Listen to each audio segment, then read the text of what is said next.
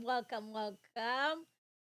Welcome, welcome, welcome. All right, welcome to Burn Your Babs. I'm your host, Vali Chikoni. It is so good to see you guys. We are going to get right into it. Leslie, good to see you. Thank you for being here. Well, it is another day, okay? A brand new day in the neighborhood, okay? All right, I guess fall season is here. So we are here to enjoy this season. All right, guys, we are going to get right into it. As you can see, we have Megan Kelly, Tucker Carlson, and yes, Queen Candy. Queen Candy, Queen Candy, Queen Candy. No idea when this rabbit hole is going to come to an end. But we are here, okay? All right, guys, there's just so much that's been happening, but we're just going to get right into it. So, as you might not be aware, Megyn Kelly is experiencing a huge backlash. since he did the debate, and was that a debate, like an interview with Ben Shapiro, and when she was pinned down as it relates to hold on, I'm here. All right, as it relates to Nick Fuentes, as well as her not commenting anything about Candace Owens. She's doubling down and everything. So we have it all for you guys. So let's just get right into it. I'll be stopping it along the way. Bring your comments. We're absolutely going to feature them tonight. Okay, so without further ado, here is Queen Candy in her own words. Here we go, guys. Welcome. Thank you for being here. All right. Right, here we go. We have got some very interesting updates for you in the Charlie Kirk assassination, the assassination that seems to have broken the brains of Zionists. They are not acting right. Can we all agree? Zionists are not acting right. They are panicking so much that they randomly sent Ben Shapiro out into the daylight. And that, my friends, like I said, is a move, okay? Cersei would never send Joffrey Lannister into battle, right? And they just went ahead and did that. And he lied to Megyn Kelly's face. It is never a good idea to lie, full stop. Definitely not a good idea to lie to a woman's face. And definitely not a good idea to lie to her face and try to humiliate her on her own tour. I personally would have strongly advised against it, okay? If somebody said, is this a good idea? I would have said, you know what? Let's maybe not do that. But it happened. And it's important to stress here that this was not just a simple mistake that Ben made, right? That's always a possibility that Ben really thought maybe he's backstage and sees something on Twitter and somebody said, Candace just said that Erica Kirk murdered Charlie, and then he gets on stage and he repeats it. Maybe it's just an accident. Highly unlikely, but of course you have to run that plausibility. But we can now confirm that that certainly was not the case. This was not a simple mistake because in the days following it, he didn't recant. He did not modify. He did not correct. He has a platform. He could have just come out and said, oh, I got the details wrong. Nope. This was a premeditated and a post-meditated lie, okay? Intended to morally blackmail Megyn into a position to decide right now on the spot whether you are going to stand with evil Candace, who was accusing Erica Kirk of murdering her own husband. And that lie backfired gloriously. By the way, I think if it had been any other person, like if it was not Megyn Kelly who was sitting across from Ben, his strategy would have worked. That was high pressure, peer pressure. She happens to be extraordinarily media trained, and she didn't buck, okay? She looked uncomfortable, but she did not bend to his will. She kind of just moved along and said some stuff about Tucker, asked again, like. Okay, so, we've been following what Candace Owens has been doing all along. So the idea of that she didn't make the insinuation, okay, referring to that Erica had something to do with what happened to her husband, it's a lie, okay? She's come out and accused everybody, Turning Point, as well as Charlie was betrayed by everybody. She had a dream from Charlie Kirk. So those are the things, despite her not using the actual words, okay? So, but we got the insinuation. This is how Candace Owens is very manipulative. She takes you to the water, okay? So she leads you where she wants you to go, but she's not going to make you drink the water, okay? So then when you look back to her like, oh, you know what? Candace Owens took me to the well, but I didn't drink the water. And Candace will be like, yeah, did I tell you to drink the water? Okay? So what was the point of bringing this particular person to the well if your intention was not for them to drink the water? Okay? So this is how she operates. Very, very manipulative tactics. So this is how she does her thing, okay? So let's hear a little bit more. Then we're going to go to Megyn Kelly, okay? Here we go, guys. Are you sure she said that? And he said, yes, she said that. And then she found out, obviously, that I did not say that. And the following night of her tour, during a Q&A section, somebody named Josh stepped up and asked her about that moment. And here is what Megyn Kelly said.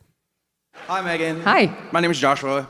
My question is, during a recent stop, you had Ben Shapiro as a guest, and he had made some claims about Candace, saying that she had said certain things online, and when he made those claims, you looked visibly uncomfortable because, you hadn't heard that and couldn't verify that. So my question is, why did you look so uncomfortable in that moment, and have you researched the claims that he made since? Thank you for that. Yeah, no, he said that Candace has been claiming Erica Kirk was behind the murder of Charlie, which I had not heard, and I was taken aback because that seems like something I would have heard. It's so crazy. And I have since learned it is not true.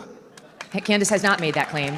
And in fact, I've now seen several clips of Candace specifically defending Erica Kirk and saying she would never make a claim like that about Erica, and that she is open-minded to other people at Turning Point. That's obvious. She's been making that point. I had heard that point. But she's specifically been defending Erica Kirk, and she's been saying she does not think that of Erica. And in fact, if you read her comments, she's under pressure to make comments about Erica. And so far, what I've seen, she hasn't. So thank you for that question. And I'll tell you right now, Megyn was not done. And I will say this, even if I remove. Candace loves that. Okay? Because it's just like, ooh, finally, almost Megyn Kelly coming to her defense, right? So Megyn Kelly and Candace Owens, they don't know each other. Like, they are not friends. But obviously, they are aware of each other's existence. And Candace Owens and Megyn Kelly did not see eye to eye, okay? They would, go after each other on social media.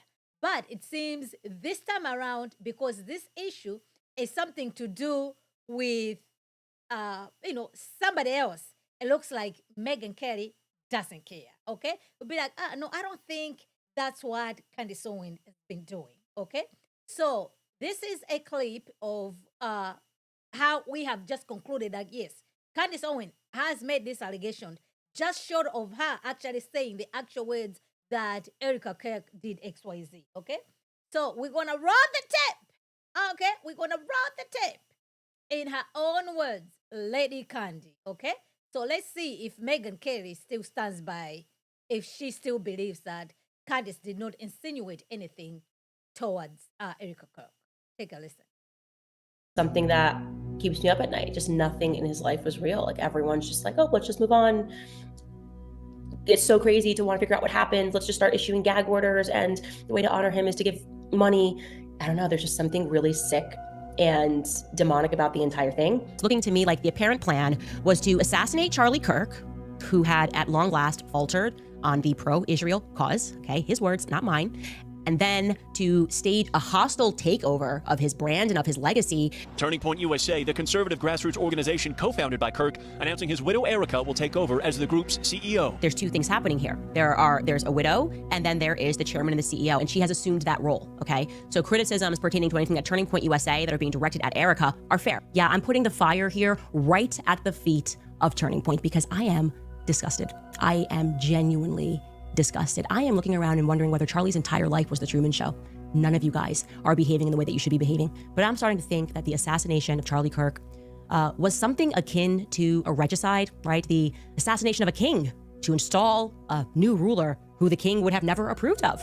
He left me a blueprint in all of his journals, but more so than that, I was his vault for literally everything. He shared everything with me, his vision, his dreams. In the event of his untimely death, like, in the third notebook, he was like, oh, and if I accidentally get shot on campus, here's what you should do. Call Erica, and then after you call Erica, come find this notebook. And in this notebook, you'll see that I am using adjectives like fantastic and heroic to describe Mikey McCoy. My husband's chief of staff, the amazing Mikey McCoy. Why are you doing that? Why do I feel like you're trying to program me? And if during this process of our imagination, common sense comes on and we're like, oh, but wait, Charlie, wasn't he like a boy genius? He's a pretty bright kid. Wouldn't he have maybe formalized that succession plan outside of like a diary? Maybe call one of his many lawyers? Maybe formalize it in a will? Because that's what you're supposed to do if you are thinking about dying and you need to make a plan. You make a will. I'm sure he had a will, but no, he wanted to put it in these notebooks. And then the plan was to guilt us, I think, to try to haunt us with the ghost of Charlie's notebooks that we're never going to be allowed to read, but we're supposed to accept that they most definitely read. Like, for sure. That's what it feels like. I am told that these people believe the official narrative. Lone shooter. No one else involved. Just a crazy guy with too many pronouns in his bio. To have seen the autopsy report, to have seen the different evidence portions that have been collected, I trust our team. Hey, 1963 called and they want their narrative back. All that's missing from the story is a grassy knoll, right? Just need the grassy knoll. Anyways, back at headquarters, I am told it's business as usual. And it's kind of giving me like, I don't know, LBJ when he gets sworn in that famous picture. Unfortunately, sworn in. Unfortunately, of course, he's sad in this photo. Gosh, he's obviously not wanting to be the president of the United States. JFK was shot and killed. And now LBJ has to step up, unfortunately. But I gotta be honest, I wasn't there. I don't think LBJ was actually that upset. I don't know why. vibes. The vibes just aren't vibing for me in that picture, but maybe he was. Maybe the truth is that LBJ simply, to use an expression, had his wits about him. It becomes clearer and clearer. It just screams at me that this was an inside job, okay? So all those clips are taken from different programs that Candace Owens had done, okay? So, but it's just like, okay, so you're not happy with Turning Point. It's an inside job. All these other things, LBJ, about the notebooks. Who was talking about the notebooks? It was Erica Kirk, right? So Candace Owens, she has said a whole bunch of stuff that actually just implicate Erica Kirk. If you listen to her podcast, you'll be able to conclude that. Has she said that Erica Kirk killed Charlie Kirk? No, she has not said that. Has she implied that Erica Kirk had something to do with what happened to Charlie Kirk? You guys make your informed opinion. If you ask me, yes, she has done that.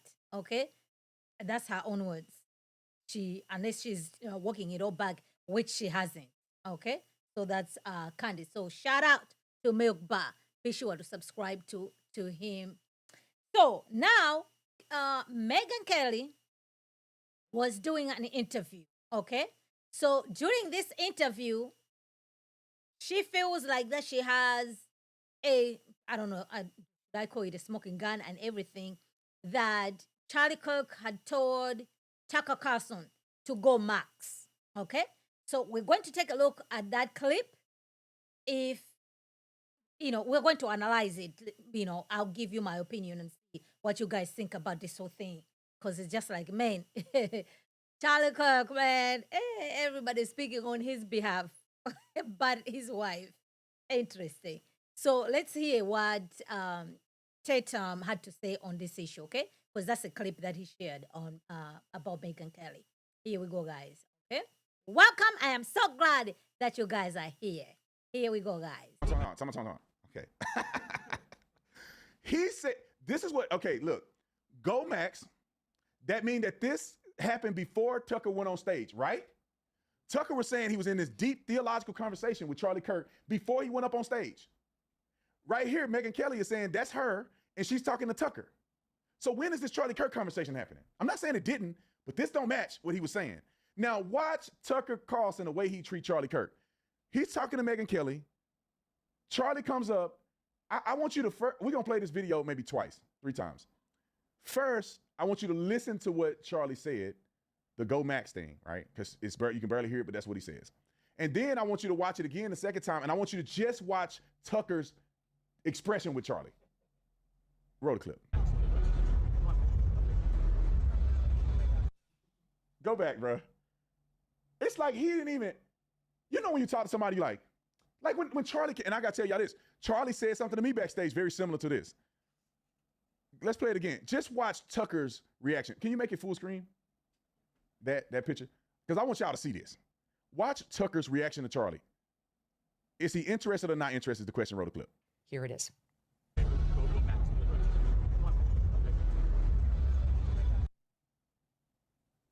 It's quick. It's just happened. Whoa. He said, go Max. You know what I saw in that video? Go back one more time. This is what I saw in that video. Okay, so Tucker Carlson was getting to go on stage. Okay?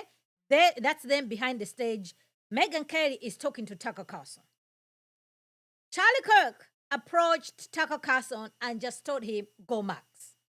So according to Officer Tatum, he has spoken for Turning Point USA before, and he said that's what Charlie likes to, tell people when they go, before they go on stage, kind of like to hype them up. Okay? So we were not there. So what Megyn Kelly is making is, Charlie Kirk was actually telling Tucker Carlson, go max on about the things about Israel and about the Epstein files. Okay? Because there's this idea that Charlie Kirk had changed his views as far as it relates to Israel. So it looks like Megyn Kelly has joined in this chorus. Okay? So I don't understand why this has become so much a big issue, especially in this MAGA world. Okay? if Charlie Kirk had left the so-called the Israel thing, everything that's available publicly there is Charlie Kirk rah rah rah when it comes to Israel. Would he have left Israel? Maybe yes, maybe not. But he just didn't leave to fulfill that. So this idea of like people, oh no, he didn't like Israel, but okay, he's getting donors from Israel. Oh no, he doesn't like Israel. Okay, he's getting tips on how to defend Israel. All those other things, right? So I do think, I just like, oh my gosh, like, okay, so it's all this issue, Israel. So it's almost like, okay, so when it's proven that Charlie Kirk hated Israel, and then what? Like, let's just grant that's exactly where Charlie Kirk was. What difference does it make? Now, does that even include, like, because he left Israel, Candace Owens, theory, therefore is true, quote unquote, it's the Jews, you see? So I was just like, man, hey. So now Megyn Kelly was interviewing, I don't know if it was an interview or something. So she said something that had to do with the Epstein file, okay? So she's getting a huge backlash right now as far as, these social media streets are concerned. So I'm going to play the clip for you guys so you can hear what she had to say, right? And then I didn't even know this, she, once upon a time, she was fine promoting the kids trans. I was just like, what? Megyn Kelly? When did this happen? But we have the tape for you guys, okay? So take a listen. This is Megyn Kelly on her podcast, what she said as it relates to the Epstein files. Because now all these things, even according to Candace Owens, they are all connected. Okay? So we'll find out how she's connected. All right, here we go. This is Megyn. As for Epstein, I've said this before, but just as a reminder, I do know somebody very, very close to this case who is in a position to know virtually everything. Not everything, but virtually everything. And this person has told me from the start, years and years ago, that Jeffrey Epstein, in this person's view, was not a pedophile. This is this person's view, who was there for a lot of this, but that he was into the barely legal type. Like he liked 15-year-old girls. And I realize this is disgusting. I'm definitely not trying to make an excuse for this. I'm just giving you facts. That he wasn't into like 8-year-olds. But he liked the very young teen types that could pass for even younger than they were, but would look legal to a passerby. And that is what I believed, and that was what I reliably was told for many years. And it wasn't until we heard from Pam Bondi that they had tens of thousands of videos of alleged, forgive me, they used to call it kiddie porn, now they call it child sexual abuse material, on his computer, that for the first time I thought, oh no, he was an actual pedophile. I mean, only a pedophile gets off on young children abuse videos. She's never clarified it. I don't know whether it's true. I have to be honest. I don't really trust Pam Bondi's word on the Epstein matters anymore.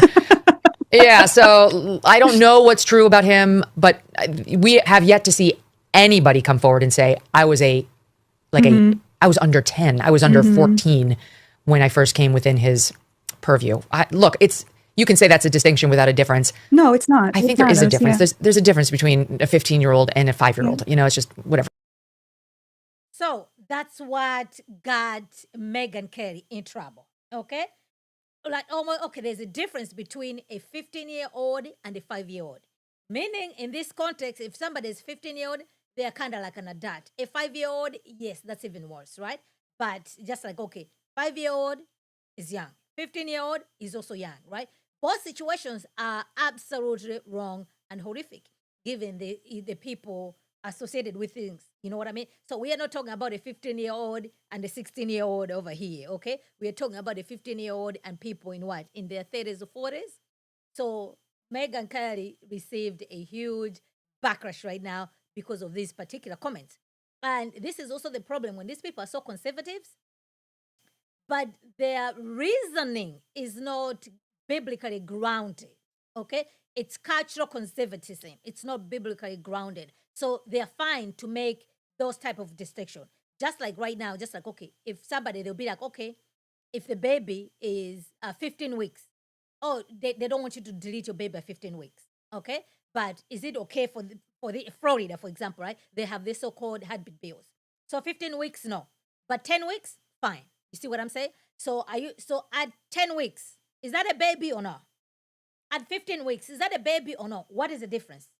You see what I'm saying? So the difference is just the time. This one is 15 weeks, this one is 10 weeks, but that's life. That's a human being. So it should not be okay to delete at 15. It should not be okay at 10. You see what I'm saying? So now when you bring it back to this age, it's wrong at 15-year-old, it's wrong for 5-year-old because the Bible says so. Okay? No, because like, I think 15 sounds whatsoever.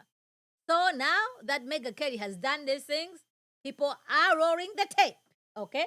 So here is Megyn Kelly on her program saying similar things. Okay? I was just like, oh my gosh. Internet does not forgive. Internet does not forgive. All right, so take a look at this. Okay, here we go, guys.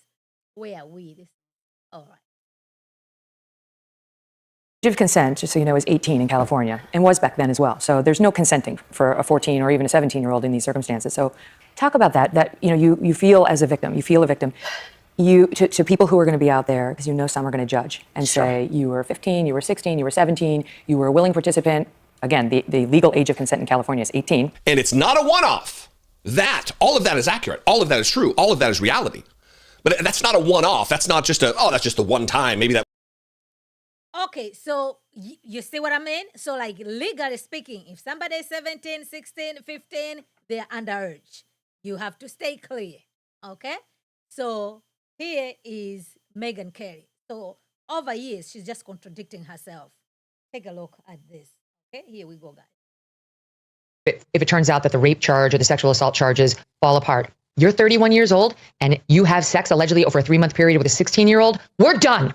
I'm unsubscribing, all right? And I am sick of conservatives online trying to defend that as though she had a role in it. She was a minor. Just because you can't be prosecuted for it doesn't mean it's right. The conservative men I know are lovely. They're ethical. They're honorable. It's not to say they've never fallen down in their lives, but in no world would they be taking advantage of a 16-year-old minor. I have a daughter who's 4 years away from that. You come anywhere near her as a 31-year-old man, and we are going to have a serious problem. And it's not going to be over whether you get demonetized on YouTube. Yes. I really hope my friends and the conservative side of the aisle would remember, just because we're all over Me Too and it was an overreaction and it went too far and it got politicized doesn't mean that we have to knee-jerk defend every scumbag who gets accused of bad behavior.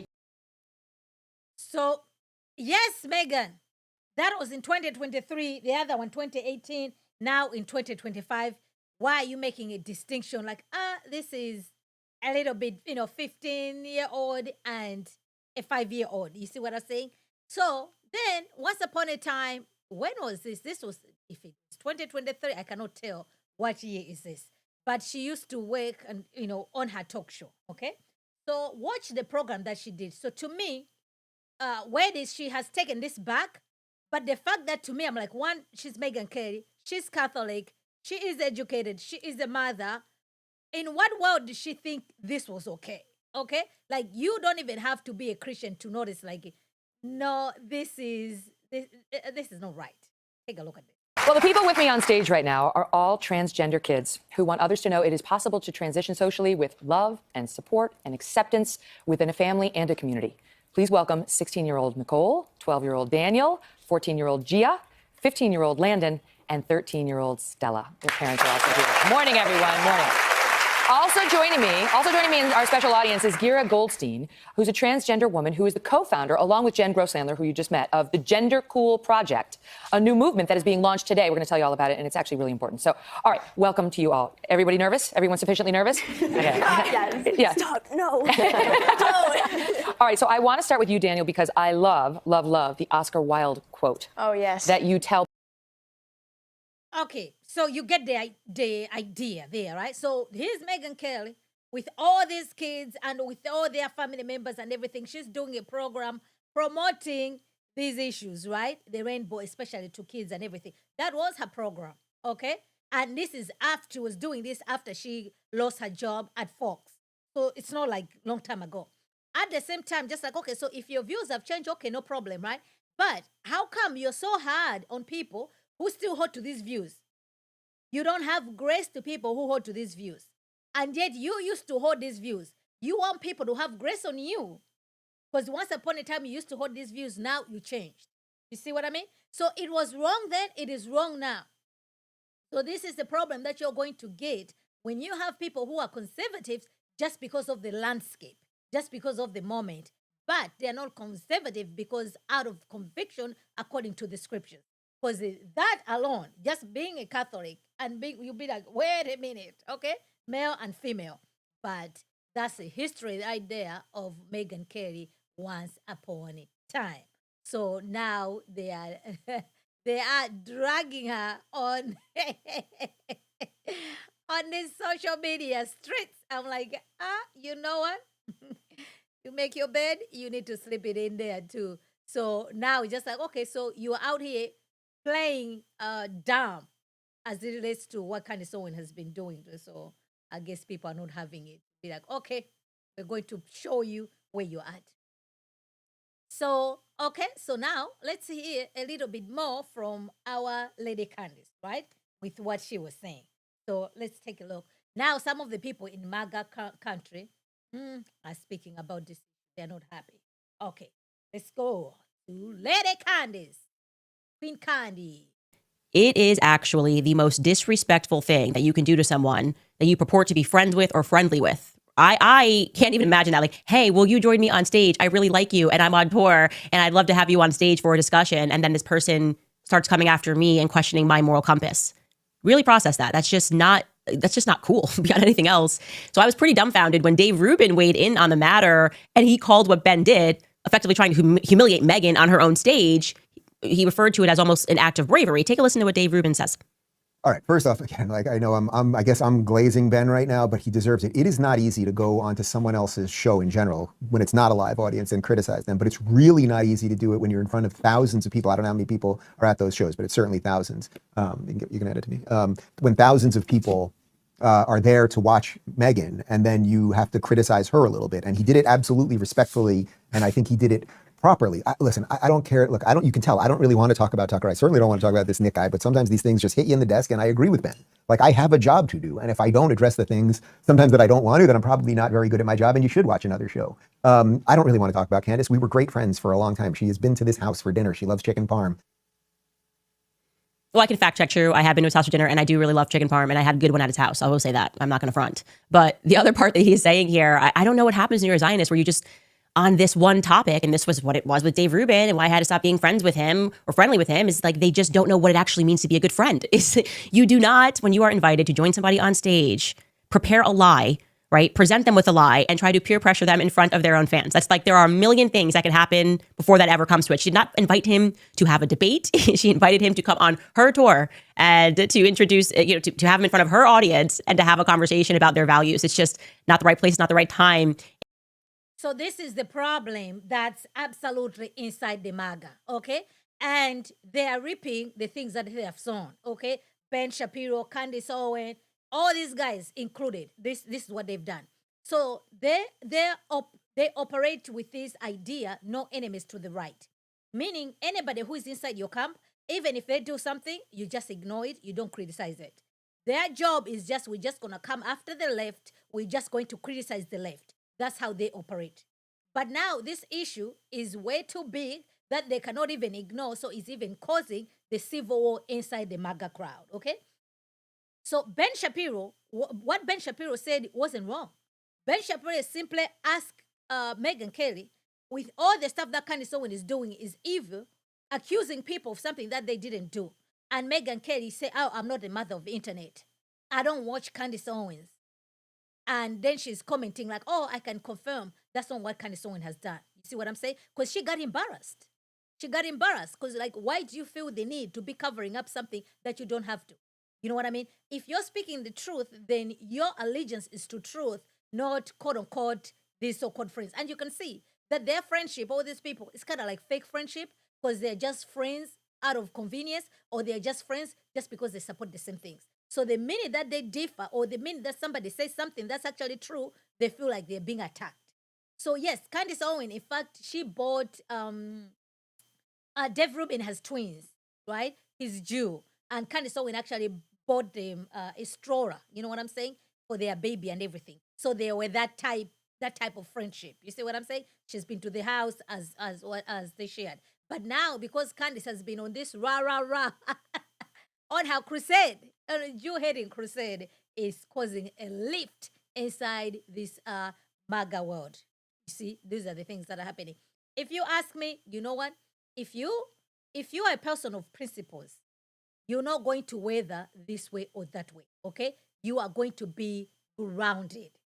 But if you operate from like, hey, I don't want to say this, it's going to affect my bottom line and everything else, yes, these are the things that you're going to encounter. Okay? These are the things that happen. That's why I always say, like, when you have a platform, from the beginning, you should just set yourself like, okay, these are the things, these are non-negotiables, these are the, you know what I mean? That way, when that day comes, you already set yourself up like, okay, this is a non-negotiable for me. But here we are. So I don't understand why, there's some people there try to defend Megyn Kelly. I'm like, I don't think there's anything else to defend. She did say there's a difference between a 5-year-old and a 15-year-old, okay? Yeah, we know 15 and 5, but by definition, they're both minors, they're both young. It's wrong to do it to a 5-year-old, and it's wrong to do it to a 15-year-old. How else is the Epstein right now in trouble? So those are the things that are happening out here in the Magaland. Okay? Damaris Media, good to see you. Thank you for being here. Why is Candace Owens even stirring up trouble? Ooh, she's a trouble queen, Leslie. Okay? Yes, I was surprised to see that Megyn actually did that once upon a time, okay? Of course, she regrets for doing that, but it's almost like, okay, it shows the type of a person that you are, okay? Because, I mean, like, you don't even have to be a Christian to know that was just wrong, but she was working for an organization. You see what I'm saying? Like, okay, you're going to be on this program, you're going to do these other things. Those are the things that happen, right? Comes with the territory. So that's what happened. So now we have this gentleman, what's his, Brandon. He's good friends with Candace Owens, okay? He has come hard against even Megyn Kelly, Tucker Carlson, everybody with everything else that's going on. The only person that this guy is failing to mention out of his mouth is the name Candace Owens, okay? Nobody is asking him to bash Candace Owens. So to me, I'm like, okay, if you're going to come out here calling all these other people, but you're ignoring the pink elephant in the room, which is Candace Owens, I'm sorry, you lose your credibility. So let's hear him, what he said here. Watch it. There is something that is happening on the right that is unrecognizable for me. And I'm all about having a big tent, but even a tent needs to have its borders. We don't give credence to foolery. You saying you support Joseph Stalin and you a Hitler fan, you say the N-word every time you open your mouth on your shows, and you bash women, and you say you were effing Turning Point USA, and it's Charlie's baby. I've taken over Turning Point. I'm gonna tear it all down. If you ever disrespect any of my friends and their wives after he has died, don't even talk to me. If I see Lil Hitler somewhere, don't talk to me. Stay in your lane, gangster. Don't come up to me and say, I want to be friends. Can I come on your podcast? It's not going to go well for you. I can't stand evil people. Why didn't Charlie interview that person? Why didn't you interview him when Charlie was alive?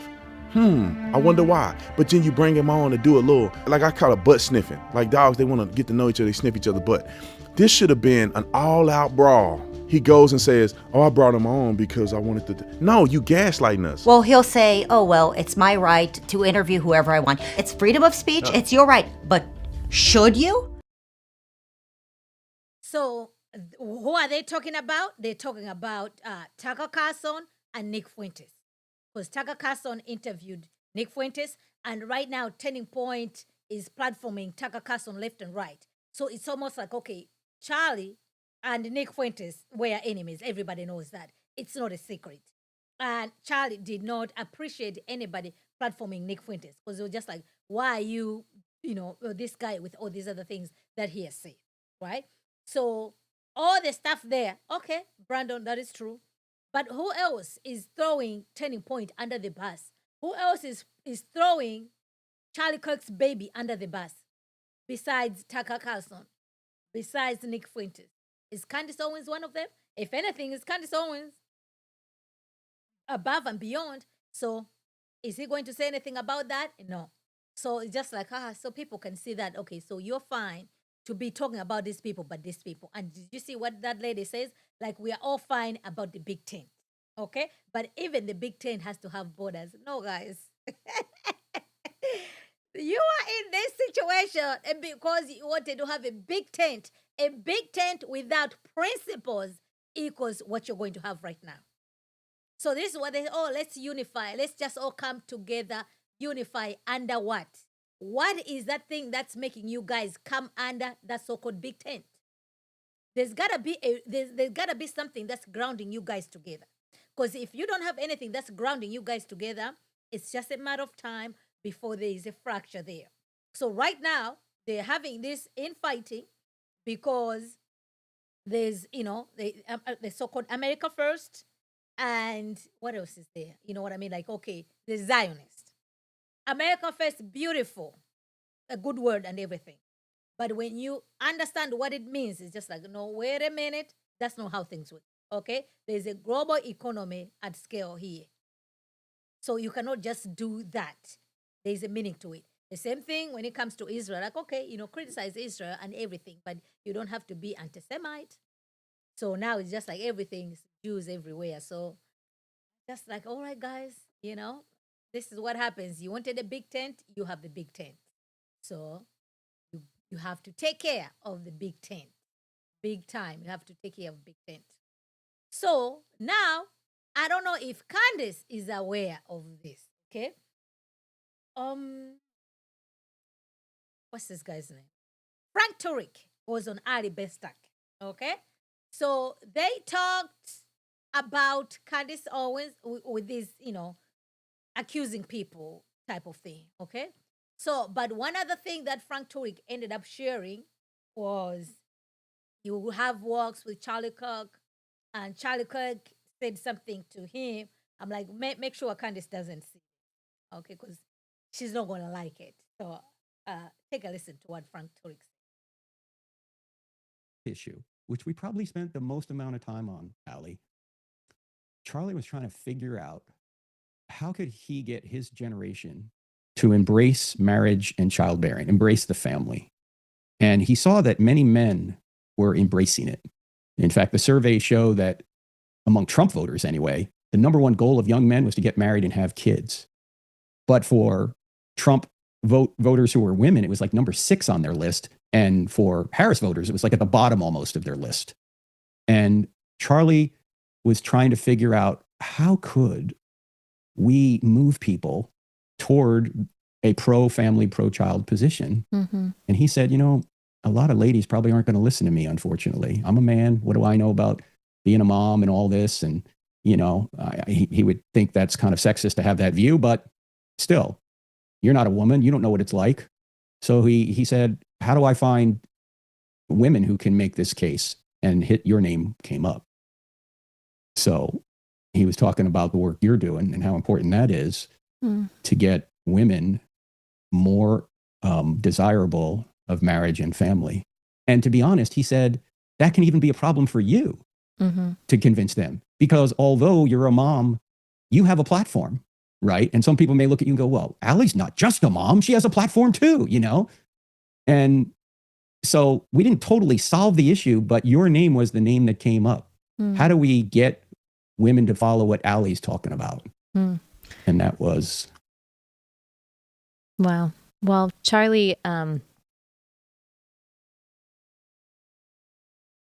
Oh, so that was, it was before he died, actually. Oh, I want you guys to listen because Candace needs to hear this. 36 hours before he died. Because you know how Candace is just like, she was scheduled to be on stage with Charlie Kirk. So let's see, because Frank Turek was there, okay? Because although you're a mom, you have a platform, right? And some people may look at you and go, well, Allie's not just a mom. She has a platform too, And so we didn't totally solve the issue, but your name was the name that came up. How do we get women to follow what Allie's talking about? And that was... Wow. Well, Charlie... 36 hours later, he was dead. Wow.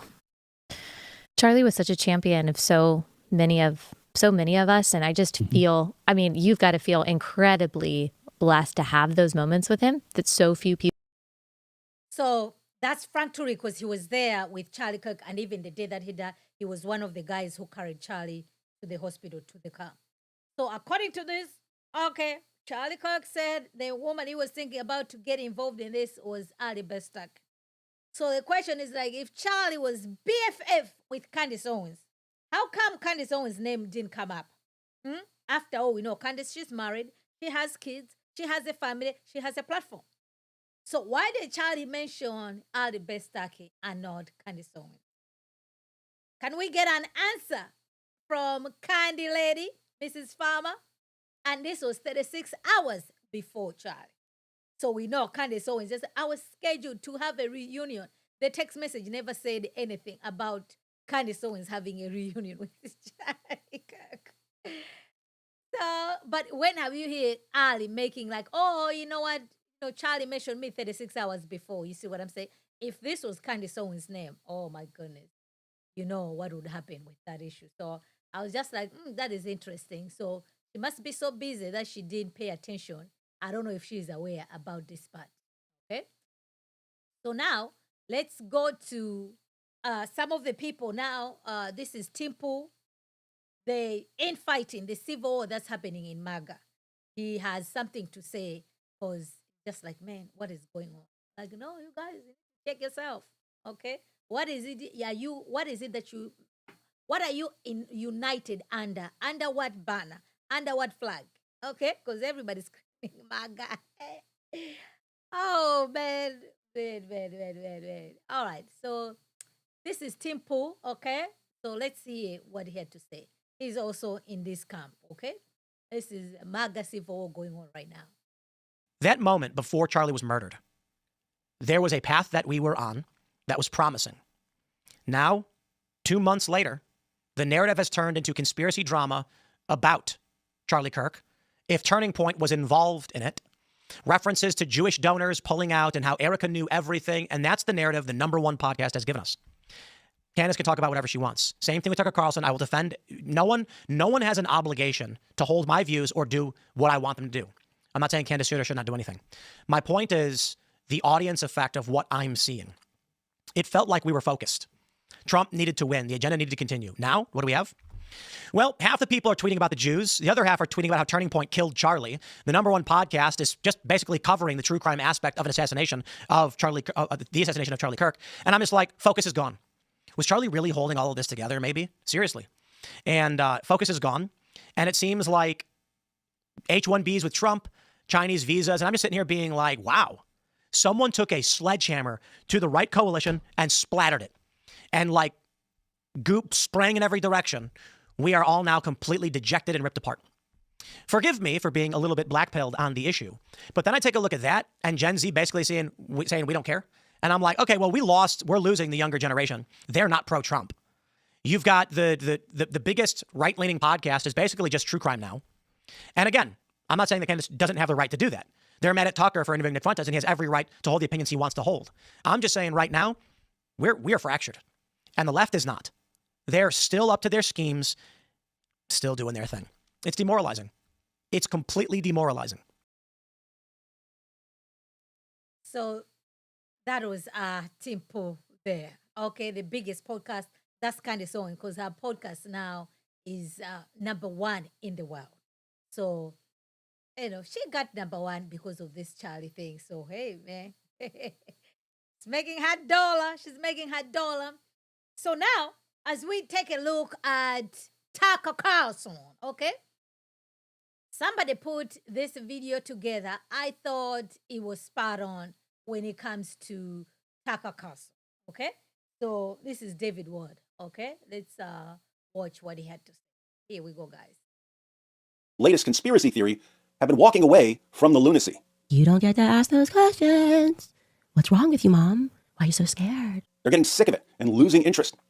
So Candace will lead a lot of people to some completely deranged ideas, but she would actually be more dangerous if she didn't come across as crazy to so many people.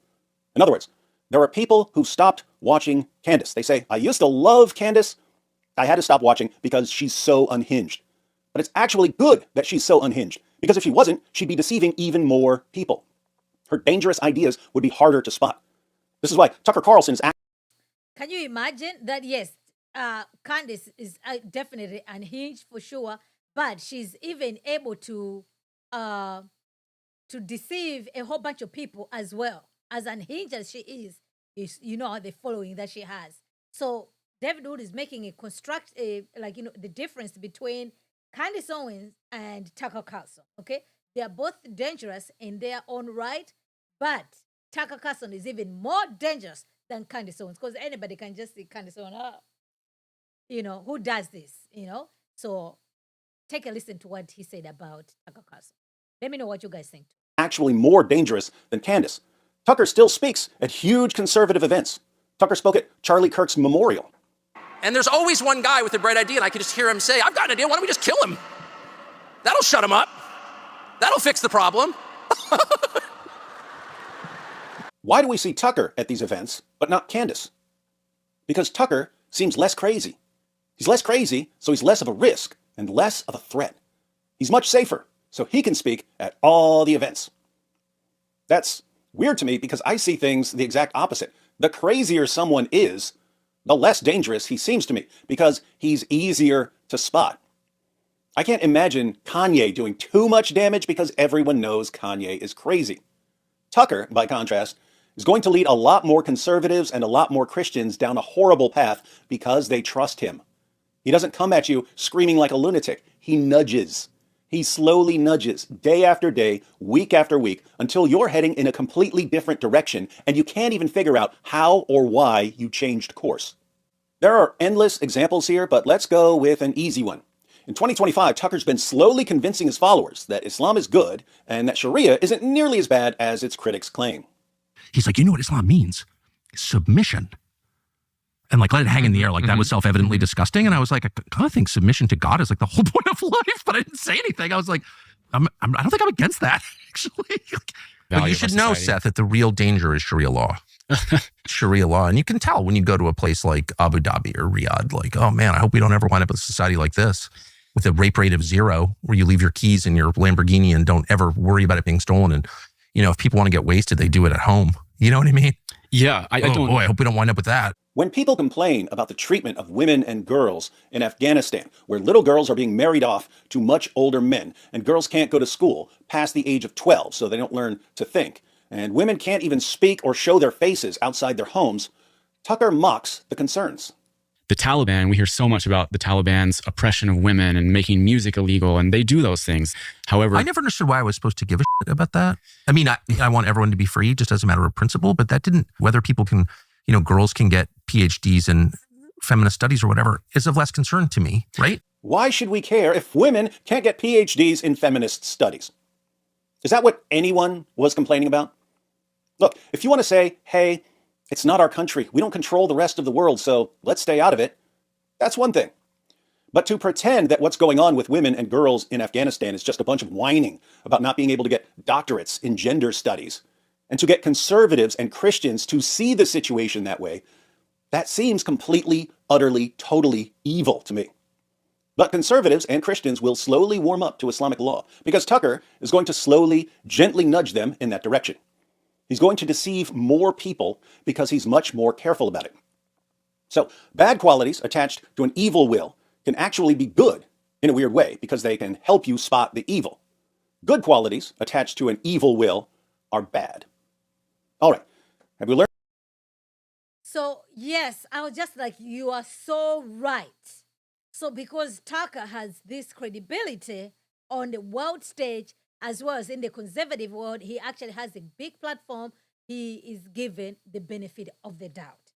But whenever if people are pushing back against Tucker Carlson, they're the ones who look like crazy because everybody supports him. He doesn't want to say anything about Candace Owens. He doesn't want to push back on Tucker Carlson. He's out here saying like, oh yeah, if in submission, they're submitting to Allah. Which Allah? You know what I'm saying? And Tucker, claims to be a Christian. So what about the Christian values of us caring about our neighbor? Where is that at? So it's just like, man, this is, he does all these other things. Like superficially, it will pass. Like he's saying something deep. He's saying something, okay, I can see where that is. But if you're not thinking critically, Tucker will absolutely lead you astray for real. Look how many people Candace Owens has managed to bring in this cultish of personality as far as Candace Owens is concerned. So what more with Tucker Carlson? So I thought his analysis there was spot on. And then this is even Tucker decrying Bonhoeffer when he had some plans to assassinate Hitler, okay? And what's his name? Tucker thinks like, oh, that wasn't the right thing to do. I was just like, oh my gosh, read your Bible, okay? These are the people. These are the people who tell us what to do, okay? Like they just can't think. If we have to kill the logically guy. and critically. I'm not judging Bonhoeffer, who was a great man in some ways, but that's inevitable once we decide that people are Nazis. Because once you start calling people Nazis, we really have no choice but to start shooting them. To be Dietrich Bonhoeffer and sort of reach the end of reason or even Christianity. Bonhoeffer decided Christianity's not even, he was a Lutheran pastor. Christianity's not enough. We have to kill the guy. I'm not judging Bonhoeffer, who was a great man in some ways, but that's inevitable once we decide that people are Nazis. So the question to ask was, H a Nazi? The answer is yes, he was a Nazi. And Tucker, what is your point here? And oh, by the way, he did identify himself. He was an atheist, but I think he identified himself as a Christian. So just because somebody says that he's a Christian, that doesn't mean that he's a Christian. Okay? I was just like, man, Tucker Carlson with his views. Yeah, I was just like, no, hard pass. I'll pass. All lies will be exposed. That's all. Yes. All lies will be exposed. That is all. Okay, all right. So let's get back to Lady Candy. Okay. She's been on the road today. Okay, so and this is what she had to say today. I'm just like, Candace, please. Oh man, listen to her. What is she saying here? All right, fine. Hold on. Did another program today, so let's hear what she had to say a little bit. She was all over the place today, so I don't know what's going on. How could I forget? I did not forget. I wanted to also address why I teased two things for you, actually, that did not happen today. The first was not my fault at all. The person that was supposed to come on the show, who has been basically effectively working on the finances for months, asked me to just wait one more week because he got swept up into something. So that was a cancellation. The second thing is the Egyptian plane. The thing about the Egyptian plane is so explosive. Like I said to you, I had to try to get this to the right people in government, and those individuals asked me to wait until this weekend. The reason why they wanted me to wait is because this is the first time that we have the advantage.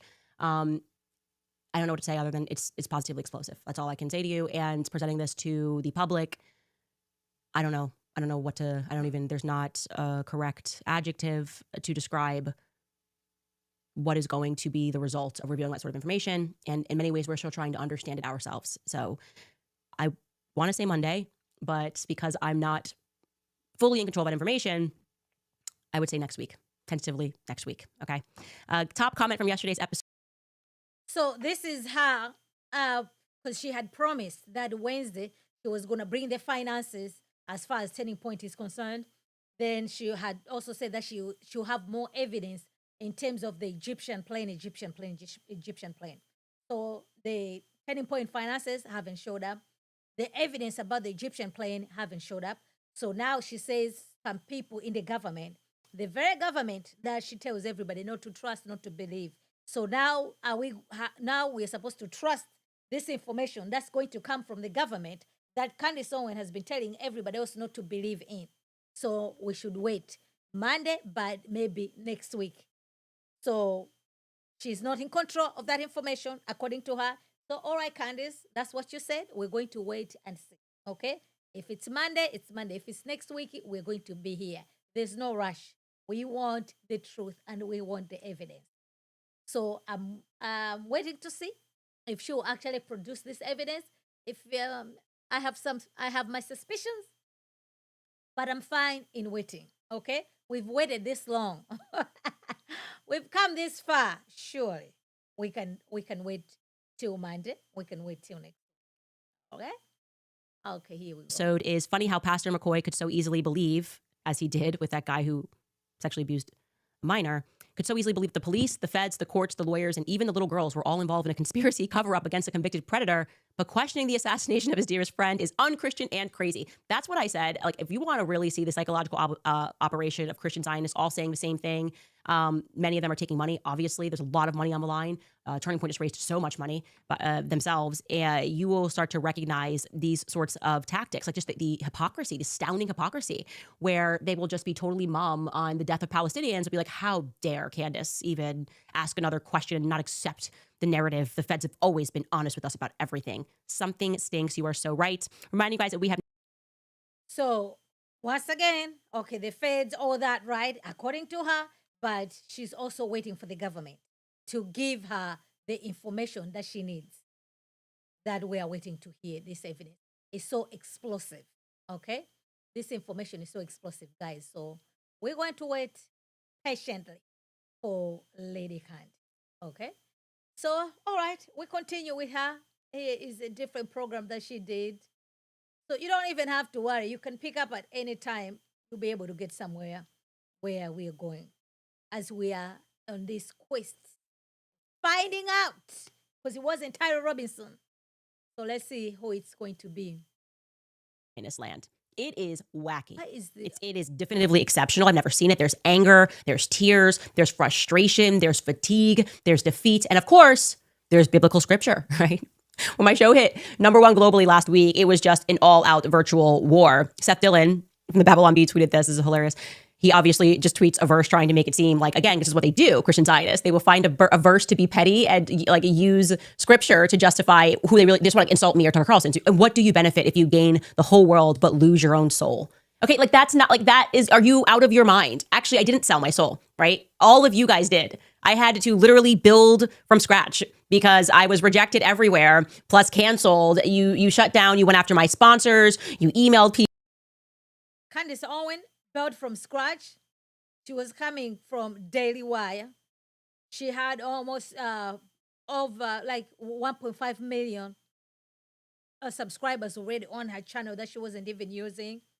And we know she's married to George Farmer. So, Candace, no. Yes, as far as you selling your soul, you can sell your soul in different ways, Candace. Okay? You've been on this issue, on this journey that you're going to find out what happened to Charlie Kirk. Up to now, from September, we are in November right now. There hasn't been anything. So, yes, you have sold your soul.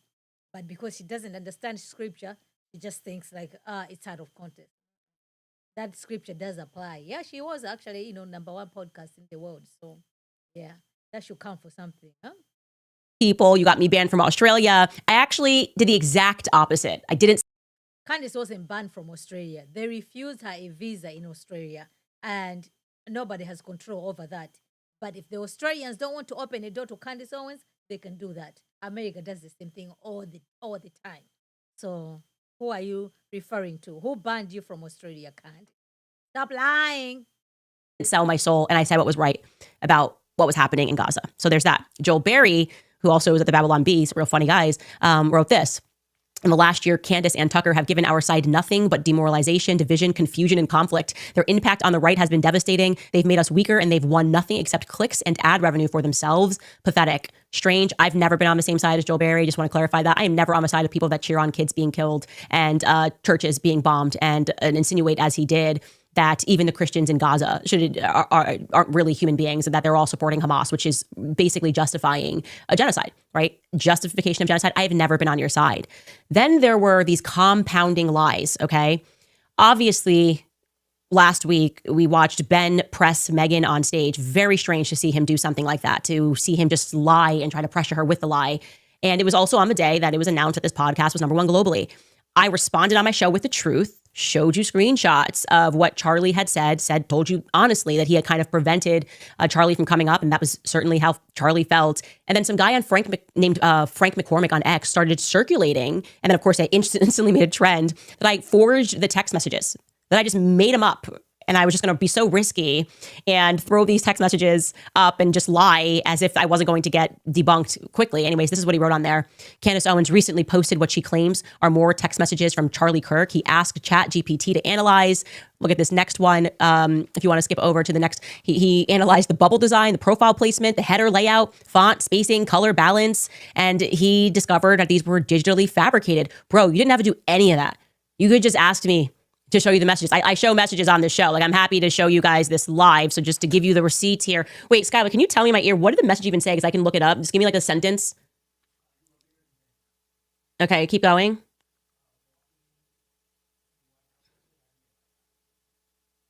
Okay, hold on.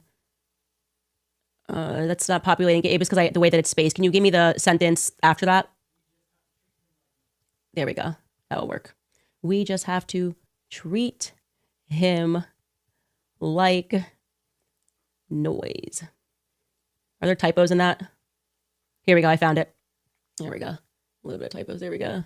Okay, here we go, guys. Just to show you this, just looked it up on my phone. These are not made up text messages. You probably want to see the date here. You can see the time sliding. Hold on. We did not make up these messages. Okay. Iron sharpens iron. It's not a dominance partnership. Each hand washes the other. It is what Christ talked. So that's kind of showing the proof, the receipts that her and Charlie Kirk were texting, and Charlie Kirk was speaking that he's not cool with Ben Shapiro in 2018.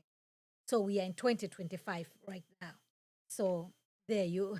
Hey.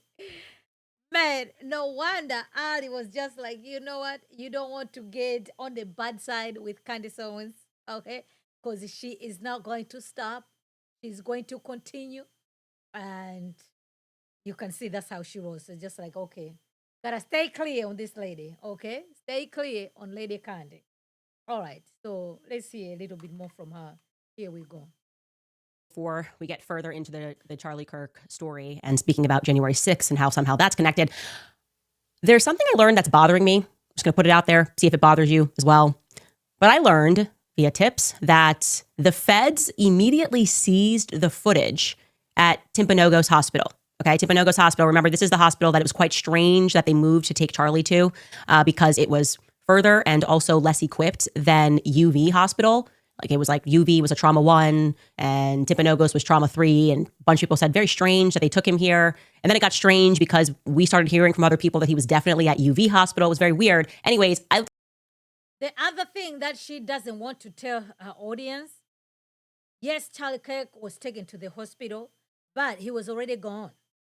But it would not have mattered whatever hospital he would have arrived at. He was already gone. The hospital just, because the hospital has to pronounce the person dead. It has to be the hospital. But I watched the video. You know what? I wouldn't advise you guys to watch it. Like, if you watch that, there's just no way. Like, there is literally just no way. By the time you leave from there, even if you're in an ambulance to get to your destination, he was gone. He was gone already. But Candace wants to make it like, oh, they took him to a different hospital. If they had taken him to a different hospital, he would have survived. He would have lived. It would not have mattered, guys. It would not have mattered. I'd like to add to that by saying that on the day that Charlie was shot, for whatever reason, Kash Patel injects himself into it, the feds seized all of the footage at the hospital that Charlie was brought to at Timpanogos. That doesn't make sense to me. Nothing makes sense to me in this whole story. So this is just kind of the icing on, on the top here. Not even the icing on the top. But why would they move to seize that footage?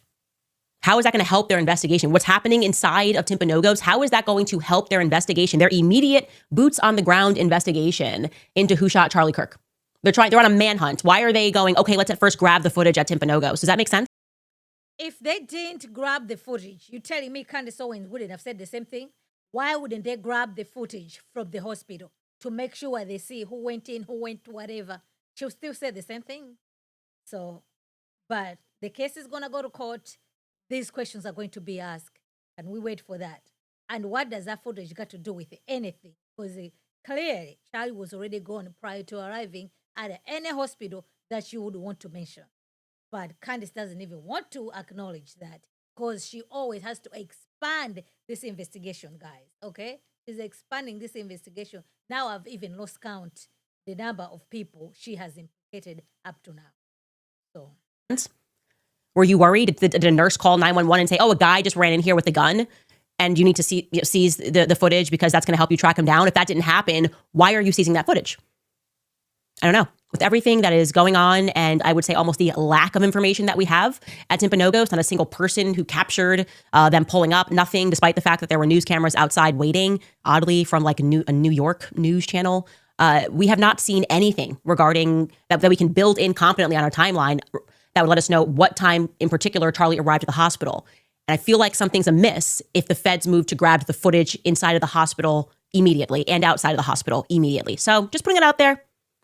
If you maybe were somebody who has footage and saw that black SUV pull up at the hospital, please get that to us at moretips@CandaceOwens.com because it's starting to bother me. Something there is starting to feel amiss. Everything's amiss. Anyway, there also happens to be...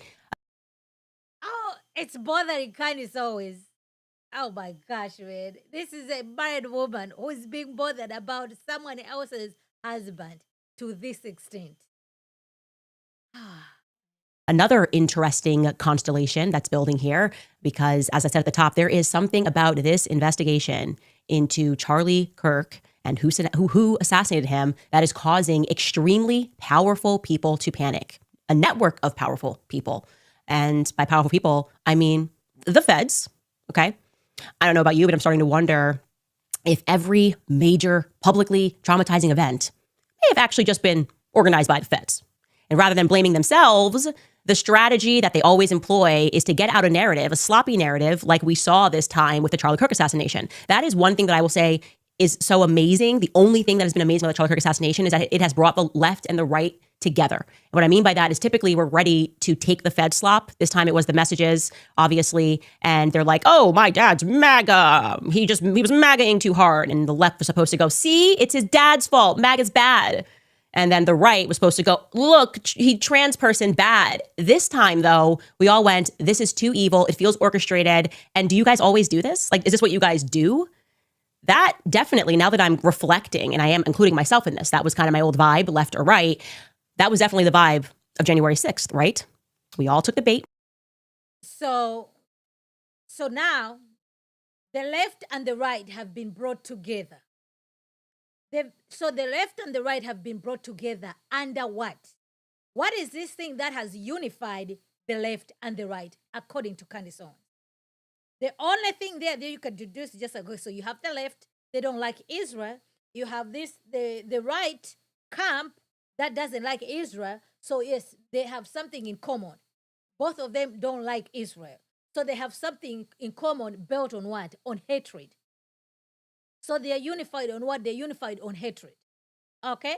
So you tell me anything that's going to be unified under the theme of hate, if it's going to survive, if it's going to be beneficial to anybody in the long run. So that's why these people, when I'm saying they don't have a biblical worldview, they don't have principles, to them, I hate Israel. You hate Israel, come on in. I hate Israel. You want to come on in. You know what? The feds are this, the feds are that. Come on in. You see what I'm saying? So that's what's going to happen. The minute that something else goes to the west side, what's going to happen? It's going to be another fracture in there. So just like, no, you unify under truth. Any unity that's not unified under truth, it's a false unity. Superficially, it will look like you're unified, but by definition, you're not. Because you can only unify under truth. That's why even right now, the evangelicals are finding themselves in so much trouble because they have compromised for the sake of MAGA. You see what I'm saying? They've compromised to even compromise according to the scripture to undermine their values. Okay? So now that's why you even have Christians who be like, okay, you know what? America first. When they say that America first, what do they want? They want white honor America. Okay? Anybody else, you have to go. It doesn't matter what your situation is. So it's just like, okay, how you square that with the scripture? So you are unified based upon skin color. You're not unified based upon the truth. You see what I'm saying? But because right now, just okay, you were in this camp, America first, join in. Just like, Black Lives Matter, the same thing, right? A nice, slogan and everything, but what came out of it? What was all behind that issue? So now this is where we're at right now, So just like, man, and then you're unified under the umbrella where you have Candace Owens as the queen of that issue, a woman who doesn't even believe in the scriptures, a woman who is out here accusing people left and right, burning bridges all over the place, okay? And she's going to be the one inside that tent, and you want to be in that tent. How long are you going to survive in that tent, okay? Dave Rubin was her friend. They're not friends anymore.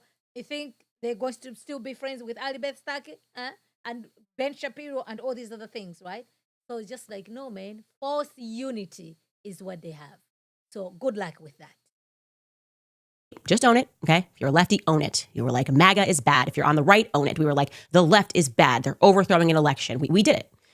On January 6th, 2020, I can tell you where I was. I was 9 months pregnant, my first child, and I was super MAGA at this time. I would have definitively gone to this Stop the Steal rally, but I was just too pregnant to go. And I was living in DC, so it was just down the street from me. And I reflect on that and I think, wow, that saved me, because I could have been swept up in what happened on January 6th. I could have been there. We all know how the story goes. Trump hosts this speech. He has this rally. And then afterward, people, quote unquote, storm the Capitol, break through the barriers, and there's an insurrection. And CNN is showing these clips and the footage. And it's funny for me, especially because I was right up the road. And as a resident of DC, literally living there.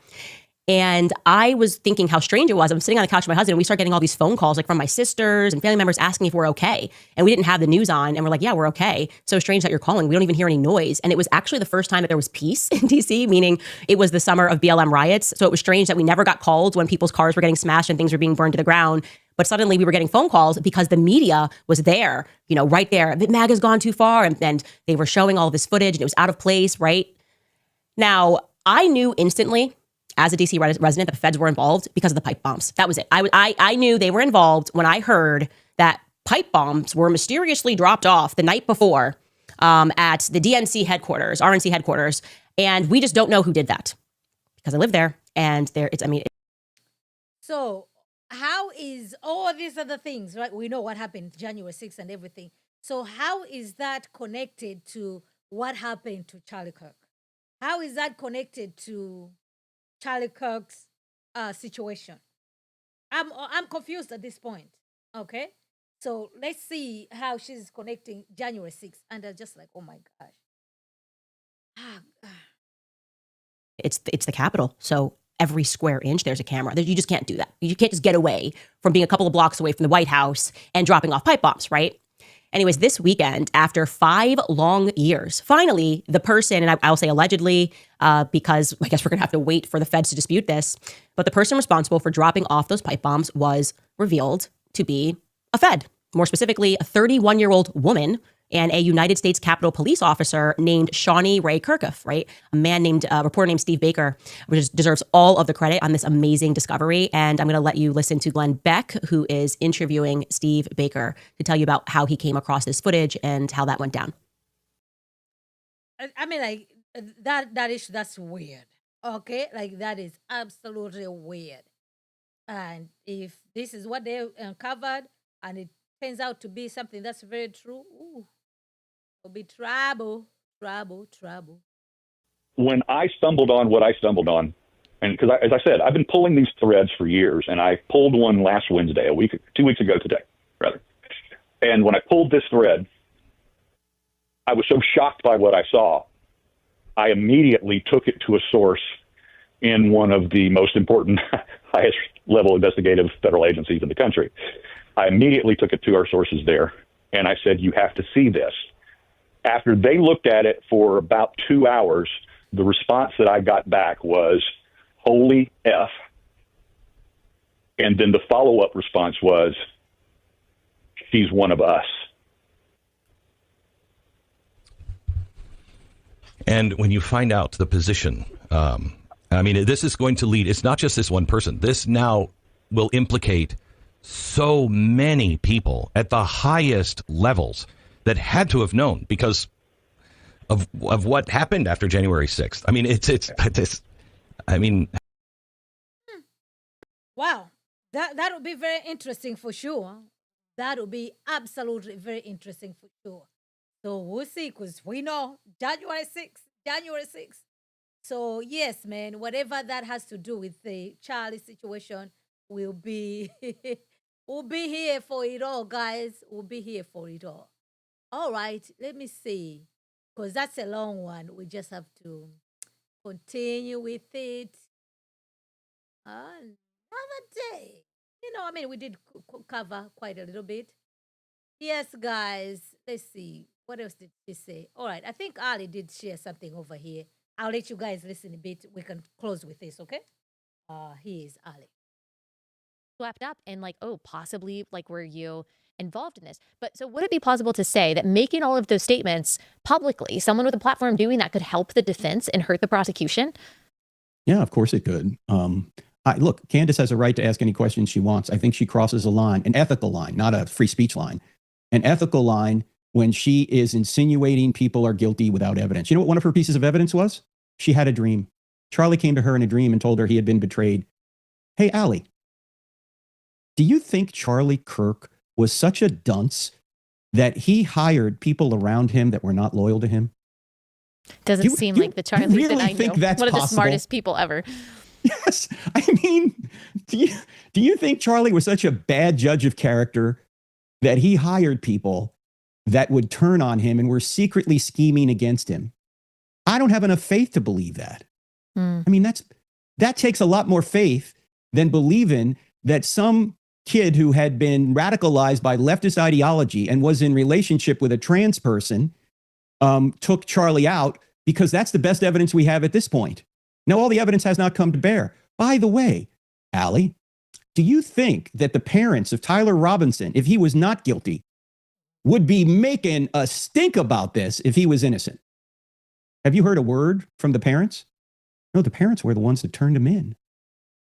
I mean, this is like the reverse Occam's razor. You know, Occam's razor says that it says don't multiply causes beyond necessity. The simplest explanation is the true explanation. But we need to wait for the trial for all the evidence to come forward. If there's some conspiracy going on there, don't you think that Charlie's friends, Kash Patel and Dan Bongino, are going to get to the bottom of it? I might be more skeptical if it was the Biden AG. But these are the friends of Charlie. Charlie had Kash Patel's cell phone, and Dan Bongino, he had everyone's cell phone, Allie, we know that. I mean, he was one of the most well-connected persons among Christians and among politicians ever. And he was 31 years old. This man was not betrayed by people closest to him. Yeah. That's not the answer. Well, let Candace hear that. Let Candace hear that with all the accusations that she's been bringing. These are the people. Frank Turk was there, I think, on the Zoom call as well. He was there when Charlie was, what happened to Charlie there at the hospital, everywhere. So we're going to wait and see what's going to happen when all this unfolds. We'll see. But, Candace, she's still moving on, accusing everybody. So now it looks like the McCoys, it's their turn. To me, it just looks like Candace is just jealous. She wants Mike McCoy and Rob McCoy to lose their job. When she's done with them, systematically, she's going to come with all these other people. Every person who has been mentioned, Candace will be happy to see them losing their jobs. Because right now, it's no longer about the Charlie Kirk situation. It's vengeance. She's on a vengeance tour, disguised as investigating as to what happened to Charlie Kirk. That's what she's doing. So you can see how she lashes out, how she comes after everybody who says anything that just doesn't agree with her. So that's what we see with Candace. But some of y'all better get y'all discernment together. All lies will be exposed. That's all. Exactly. But you guys, yes, you guys are simply the best. Yep. We have to leave it there for you guys. I hope you find this to be informative to you. Let's continue this conversation in the comment section below. Yes, the rabbit hole seems to... Are we even going to find a rabbit in this rabbit hole? Huh? Is the rabbit going to show up at some point? Or there's no there, despite what Candace is saying.